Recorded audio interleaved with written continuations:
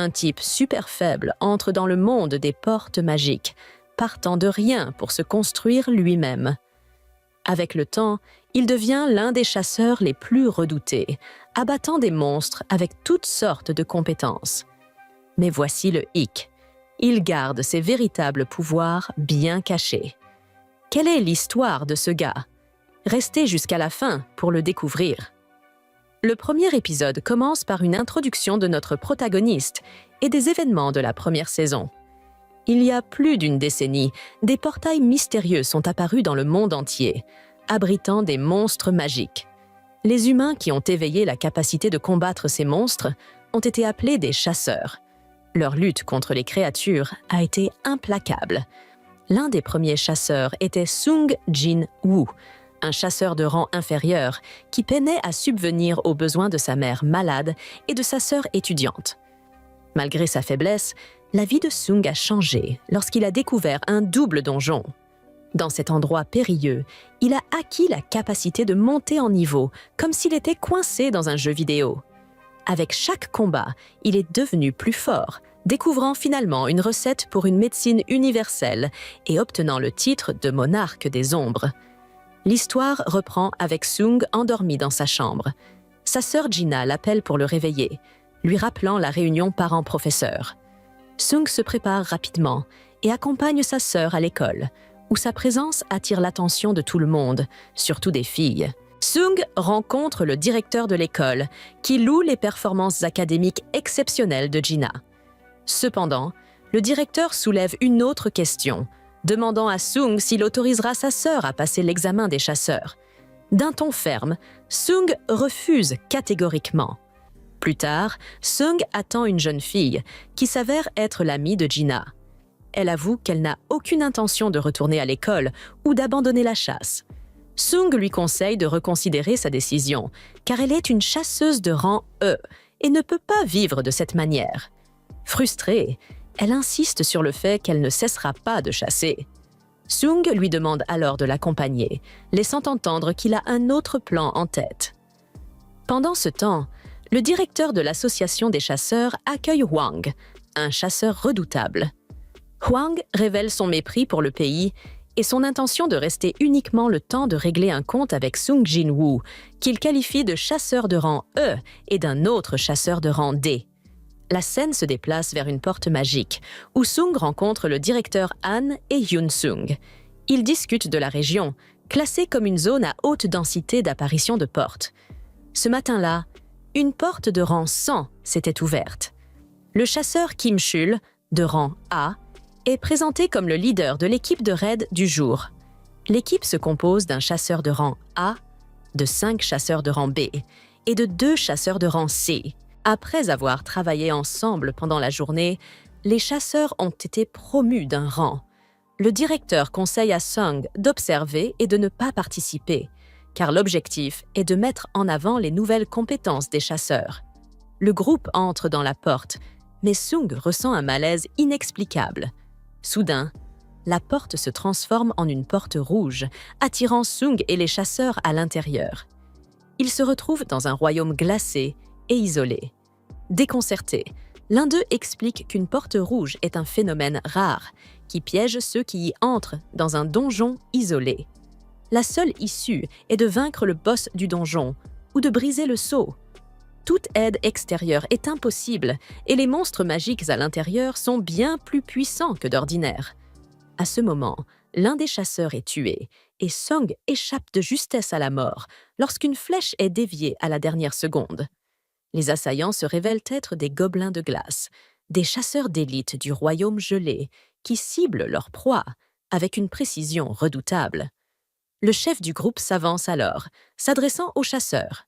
Écoutez attentivement. Cette porte rouge est isolée de toute aide extérieure et nous affronterons des ennemis de rang extrêmement élevés. Dans une telle situation, je m'attends à ce que vous suiviez mes ordres sans poser de questions, car je suis le plus haut gradé parmi nous. Cependant, je ne peux pas diriger tout le groupe seul, donc nous allons nous diviser en 2 équipes pour augmenter nos chances de survie. Il les rassure d'un ton déterminé.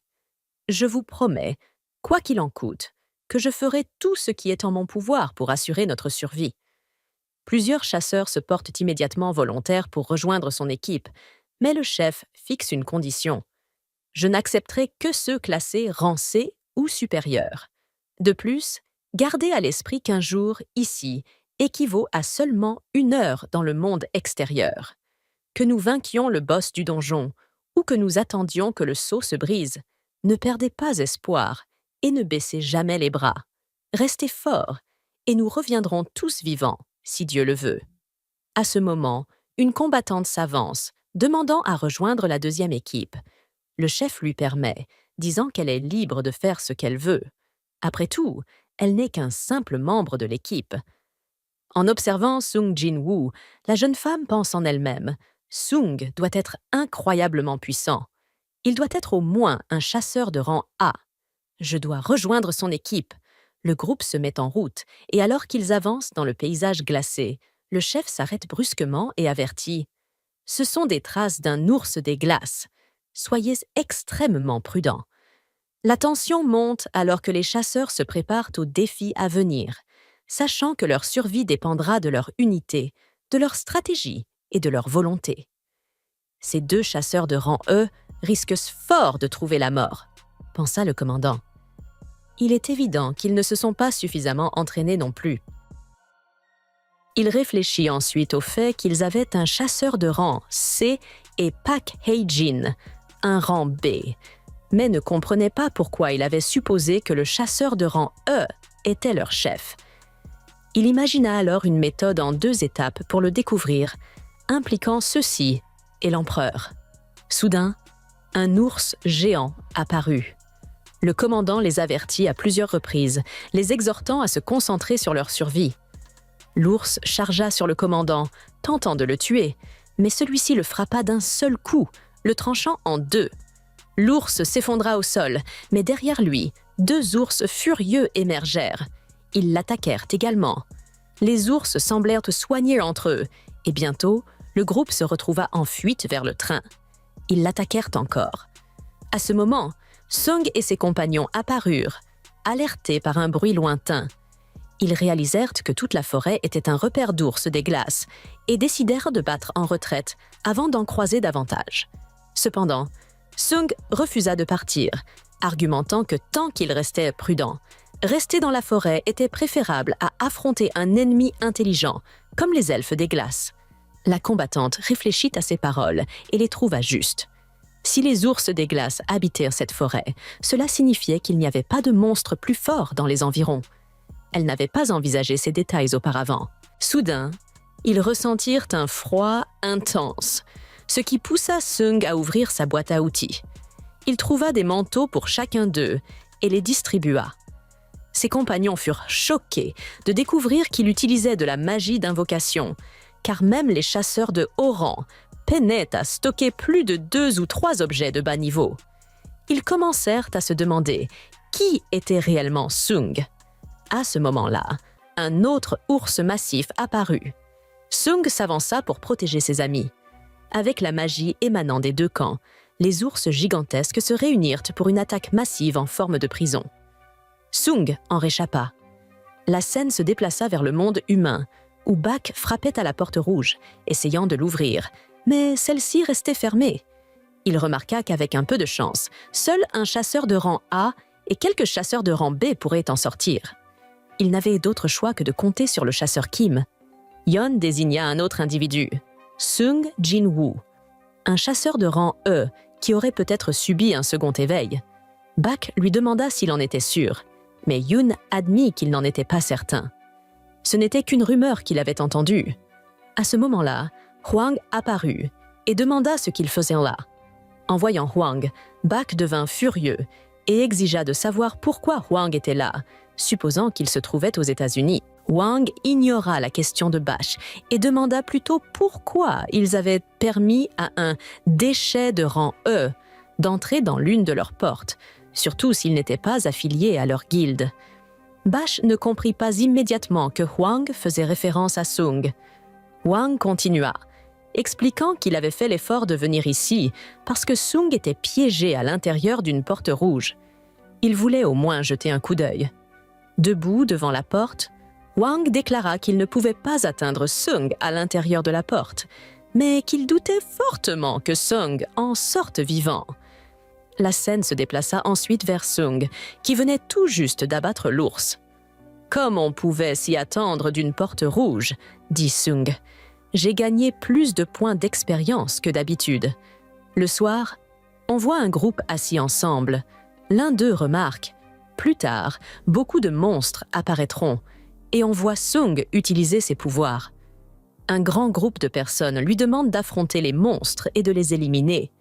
La scène passe alors à un robot qui attaque les monstres, s'engageant dans un combat féroce. Wang ignora la question de Bash et demanda plutôt pourquoi ils avaient permis à un déchet de rang E d'entrer dans l'une de leurs portes, surtout s'il n'était pas affilié à leur guilde. Bash ne comprit pas immédiatement que Wang faisait référence à Sung. Wang continua, expliquant qu'il avait fait l'effort de venir ici parce que Sung était piégé à l'intérieur d'une porte rouge.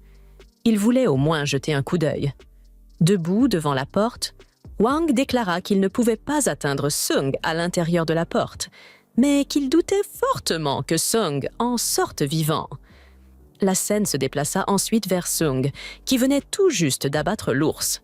« Comme on pouvait s'y attendre d'une porte rouge, » dit Sung. « J'ai gagné plus de points d'expérience que d'habitude. » Le soir, on voit un groupe assis ensemble. L'un d'eux remarque « Plus tard, beaucoup de monstres apparaîtront. » Et on voit Sung utiliser ses pouvoirs. Un grand groupe de personnes lui demande d'affronter les monstres et de les éliminer. La scène passe alors à un robot qui attaque les monstres, s'engageant dans un combat féroce. Jinwoo se tient victorieux face aux ours de la mort et démontre son immense pouvoir en tant que nécromancien lorsqu'il leur ordonne de se relever. Des ours d'ombre émergent des cadavres et Jinwoo ajoute de nouveaux membres à son armée d'ombre. À l'extérieur du portail, Han explique que la force de frappe est bloquée depuis 3 heures, mais qu'à l'intérieur, cela correspondrait à environ 3 jours. Les portails rouges sont extrêmement dangereux. Alors, Dong-Su conclut que Jinwoo doit déjà être mort et s'apprête à partir.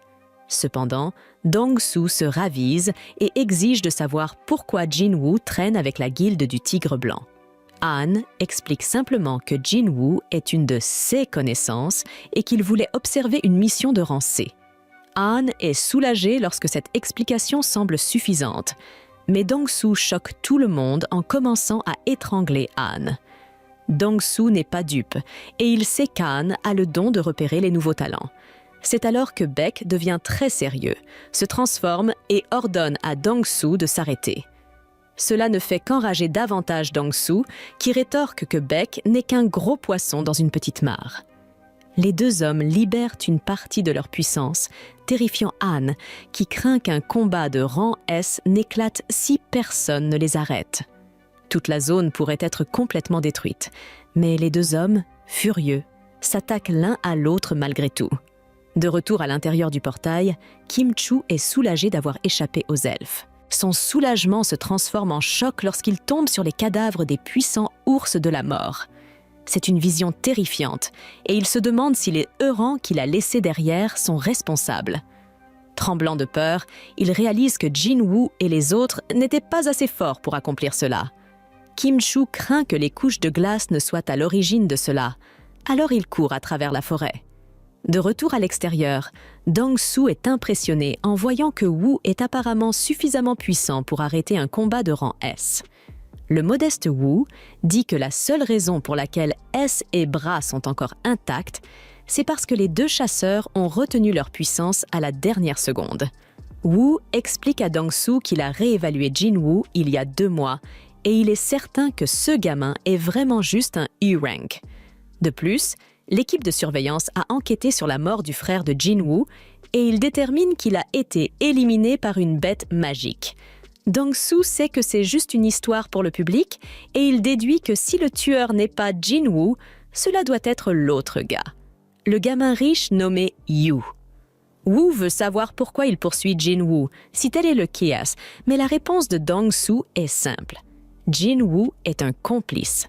À ce moment-là, Dong-soo est appelé ailleurs et il dit que Jin-woo a de la chance.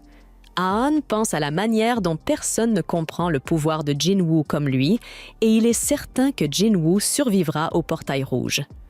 À l'intérieur, les autres membres du groupe de Jin-woo sont assis près d'un feu, mais Kim-chu les a retrouvés.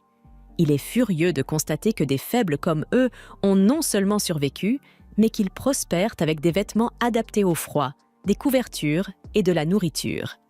Furieux, Kim-chu les confronte et révèle que son groupe est mort faute d'équipement.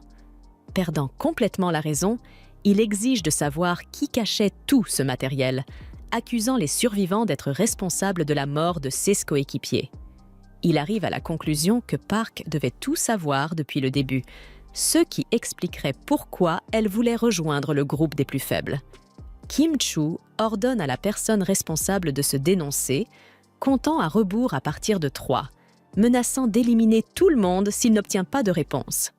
Lorsqu'il termine son compte à rebours sans qu'aucun aveu ne soit fait, il croit déjà savoir qui est derrière tout cela. Il hurle le nom de Jin-woo et s'apprête à attaquer tout le monde, mais Jin-woo surgit de nulle part pour le terrasser instantanément. Tout le monde est stupéfait de voir leur leader, et Jin-woo ne peut pas croire que Kim-chu ose blâmer les autres pour l'échec de son équipe. Cependant, ce n'est pas la seule erreur de Kim-chu, car Jin-woo détecte qu'il a attiré encore plus de problèmes. Jin-woo s'adresse aux intrus en disant que leur aura est bien trop forte pour ne pas être remarquée, et il leur ordonne de révéler leur présence. Les elfes de glace obéissent et se montrent. Leur chef est surpris de constater qu'un des humains insignifiants semble réellement puissant. Jin-woo réplique immédiatement, mais tout le monde reste stupéfait de constater qu'il parle la langue des bêtes magiques. Jin-woo est également surpris, mais il en déduit que c'est grâce à son système de triche. Le chef elfe explique alors la raison de leur présence. L'un de ses soldats a perçu la puissance de Jin-woo lorsqu'il a arrêté la flèche et souhaite l'affronter. Cependant, avant même que le chef ne termine sa phrase, Jin-woo décapite le challenger d'un coup net. Le chef, loin d'être en colère, est très amusé, mais Jin-woo reste impassible et attaque immédiatement le leader. Ce dernier se défend habilement, et Jin-woo comprend rapidement qu'il ne sera pas facile à vaincre. L'amusement du chef persiste, et il affirme que Jin-woo n'est pas humain, tout en se demandant pourquoi il prétend l'être. Jin-woo n'a aucune idée de ce dont il parle, ce qui amuse encore plus le chef. Cela signifie, selon lui, que Jin-woo est ignorant de quelque chose. Le chef révèle que les elfes entendent une voix dans leur tête, leur ordonnant de tuer les humains. Toutefois, cette voix reste silencieuse en présence de Jin-woo. Cela intrigue Jin-woo, qui commence à se demander si cela est lié à son système de directives. Le fait que cette voix ne les pousse pas à s'opposer à lui pourrait être dû au statut de Jin-woo en tant que joueur. Le chef propose alors de régler les choses de manière raisonnable, en encourageant Jin-woo à simplement leur livrer les humains. Jin-woo demande pourquoi ils combattent les humains, mais un événement étrange se produit alors que le chef commence à répondre. Son corps bug brièvement, comme une image déformée, et il répète mot pour mot ce qu'il venait de dire quelques secondes auparavant. Jin-woo riposte avec une réponse, mais tout le monde est surpris de voir qu'il peut parler la langue de la bête magique. Jin-woo est lui-même surpris, mais il conclut que son système tricheur est à l'origine de cette capacité. Le chef elfe explique alors pourquoi ils sont ici. L'un de ces hommes a pu sentir la puissance de Jin-woo lorsqu'il a arrêté la flèche, et il souhaite le combattre. Avant même que le chef ne puisse terminer sa phrase, cependant, Jin-woo tranche la tête du challenger. Le chef est très amusé, mais Jin-woo ne l'est pas. Alors il passe immédiatement à l'attaque contre le chef. Ce dernier se défend bien, et Jin-woo sait que ce ne sera pas facile de le vaincre. L'amusement du chef continue alors qu'il déclare que Jin-woo n'est pas humain et se demande pourquoi il prétend l'être. Jin-woo n'a pas la moindre idée de ce dont il parle. Alors le chef éclate de rire en réalisant que Jin-woo est ignorant. Il révèle que les elfes ont une voix dans leur tête leur ordonnant de tuer les humains, sauf qu'ils ne l'entendent pas lorsqu'il s'agit de Jin-woo. Cela pousse Jin-woo à se demander si cela ressemble à ses directives de système. Le fait que la voix ne les dirige pas contre lui pourrait venir du fait que Jin-Woo est le joueur. Le chef révèle qu'il préférerait régler les choses de manière sensée et invite Jin-Woo à remettre les humains sans résistance. Jin-Woo demande alors pourquoi ils s'en prennent aux humains en premier lieu, mais quelque chose d'étrange se produit lorsque le chef commence à répondre. Son corps se fige un instant et il répète ce qu'il a dit une seconde auparavant. Les deux guerriers se lancent alors l'un contre l'autre et Barca montre sa domination. Cependant, il est surpris lorsque Jin-Woo téléporte sa lame dans son autre main. Les deux évitent de justesse les attaques de l'autre, mais Jin-Woo finit par être repoussé. Barca n'avait pas pris autant de plaisir à un combat depuis longtemps, mais Jin-Woo a encore plus à lui offrir. Jin-Woo laisse échapper un sourire, et Barca est stupéfait lorsqu'un gigantesque météore s'abat sur lui. Non loin de là, Kim-Chu reprend conscience et se souvient à peine de la façon dont il a été écrasé. Il maudit à nouveau Jin-Woo et saisit son épée. Jin-Woo a réussi à gagner du temps avec ses soldats magiques, mais Barca n'est pas impressionné et se prépare à attaquer à nouveau. À ce moment-là, Jin-Woo remarque que Kim-Chu arrive par derrière. Il avait en réalité prédit que cela se produirait, donc avec Barca qui approche rapidement, Jin-Woo demande à Ygritte de créer un écran de fumée. Tout en restant caché, Jin-Woo contrôle la vie d'Ygritte et de Kim-Chu. Kim-Chu est stupéfait de réaliser que Jin-Woo savait que tout cela allait se produire et qu'il n'avait été que manipulé. Avec la mort de Kim-Chu, Jin-Woo lui ordonne de se relever et une explosion de lumière surgit de son corps. Barca continue de charger et il dit à Jin-Woo que se cacher ne le sauvera pas. Il est stupéfait cependant lorsqu'un nouveau soldat apparaît pour le repousser. Jin-Woo nomme son nouveau membre, Fer, et le soldat pousse un cri perçant. Barca est prêt à relever tous les défis et après quelques secondes de combat, il peut dire que Fer n'est pas très agile. Jin-Woo refuse, ce qui pousse le chef à se demander s'il a vraiment l'intention de se faire des ennemis aussi puissants. Il rappelle à Jin-Woo qu'il le surpasse largement en nombre, mais Jin-Woo, confiant, lui demande pourquoi il en est si sûr. Sans attendre, Jin-Woo invoque son armée, laissant les autres abasourdis, incapables de comprendre comment cela est possible. Le chef elfe, sûr de lui, pense que Jin-Woo perd son temps, mais ce dernier ne prête aucune attention à ses paroles. Il veut un combat, et le chef accepte le défi. Les deux camps se lancent dans une bataille sanglante, tandis que certains essaient de fuir. Les soldats elfes les prennent en chasse, mais Jin-Woo démontre son incroyable maîtrise du combat en les éliminant un par un. Malheureusement, il comprend vite pourquoi le chef était si confiant. Les elfes infligent des dégâts considérables. L'armée de Jin-Woo est immortelle, mais sa régénération consomme de l'énergie magique. Même si Jin-Woo en possède beaucoup, elle finira par s'épuiser. De plus, Jin-Woo reconnaît que le chef est clairement plus fort que lui. Le chef l'attaque directement et Jin-Woo réalise que, même s'il combattait aux côtés d'Ygritte, ce serait une lutte extrêmement difficile. Face à ces désavantages, il devient évident que des soldats ordinaires ne suffiront pas. Jin-Woo décide qu'il lui faut une force de combat encore plus puissante. Le chef se présente sous le nom de Barca et Jin-Woo, impassible, lui donne également le sien. Les deux guerriers se lancent l'un contre l'autre et Barca démontre rapidement sa supériorité. Cependant, il est surpris lorsque Jin-Woo téléporte sa lame dans sa main opposée. Les deux combattants évitent de justesse les attaques de l'autre, mais Jin-Woo finit par être repoussé. Barca, ravi, admet qu'il n'a pas eu un combat aussi exaltant depuis des lustres, mais Jin-Woo a encore bien plus à offrir. Avec un sourire énigmatique, Jin-Woo surprend tout le monde lorsqu'un météore géant s'abat sur Barca. Non loin de là, Kim-Chu reprend conscience, à peine capable de se souvenir de sa défaite cuisante. Furieux, il maudit une fois de plus Jin-Woo et s'empare de son épée. Jin-Woo a réussi à gagner du temps grâce à ses soldats magiques, mais cela ne fait qu'irriter Barca, qui lance une nouvelle attaque. À cet instant, Jin-woo remarque que Kim-Chu s'approche par derrière. Comme prévu, Jin-woo avait anticipé cette situation et ordonne à Igris de créer un écran de fumée. Caché dans la fumée, Jin-woo s'associe à Igris pour éliminer Kim-Chu. Kim-Chu est stupéfait de réaliser que Jin-woo avait tout planifié et qu'il n'était qu'un pion dans son jeu. Avec Kim-Chu désormais mort, Jin-woo prononce les mots fatidiques « Lève-toi ». Une lumière éclatante jaillit du corps de Kim-Chu. Pendant ce temps, Barka continue de charger, affirmant que ce cachet ne sauvera pas Jin-woo. Il est toutefois abasourdi lorsque Baek refuse de partir. Mais lui et Han sont stupéfaits lorsque des personnes commencent à sortir du portail. Baek est certain que c'est Kim-Chu, convaincu que son membre de guilde réussirait à accomplir la mission. Cependant, il est surpris de voir qui sort réellement. Han avait raison. C'est Jin-woo qui émerge.